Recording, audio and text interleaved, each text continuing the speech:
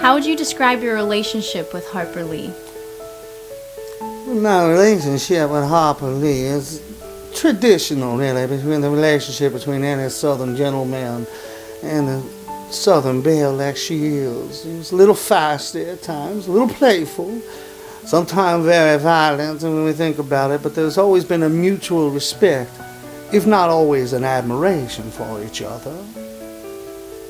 Is it true that the character Dill is based off of you? The simple answer is yes. I was politely told to write what I know. So when I actually, wrote the character Dill, I figured why not introduce the world to me and let them fall in love with him like they've fallen in love with me over the years. It's a simple thing, really, to influence myself into people's minds. Can you explain why Harper Lee never became accustomed to fame like you did? She just never got comfortable with it, which is a shame, really. It's nothing against her, it's nothing against me, really, but she just never got comfortable. When I myself can write and talk about what I wrote to anybody who's willing to listen. Harper was more of he just wrote it and left the world to make with it what they wanted. Which is a shame, really, because I honestly believe if she was more comfortable, she probably would have written more. If she was to write something else, what do you think it would have been about? Well, the obvious choice would have been she would have written about a Southern female.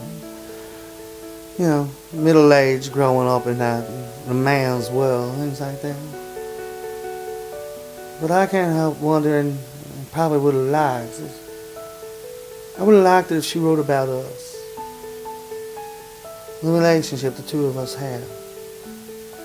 Because then maybe by reading it I could find out where it went wrong.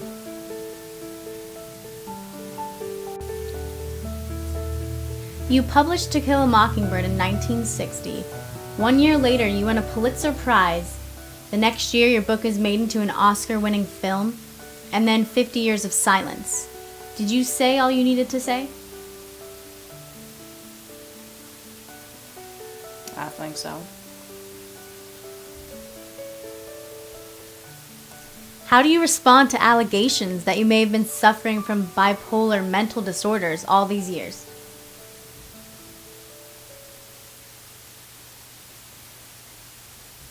Are you supposed to be my doctor now? I think it's a bunch of hooey. And it doesn't matter what I say. People are going to draw their own conclusions.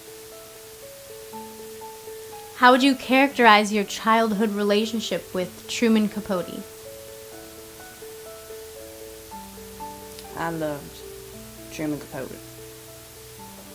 He was my best friend. What was it like being homosexual in the days before it was socially acceptable to admit your sexual orientation? Next question. Why didn't you ever write a second book?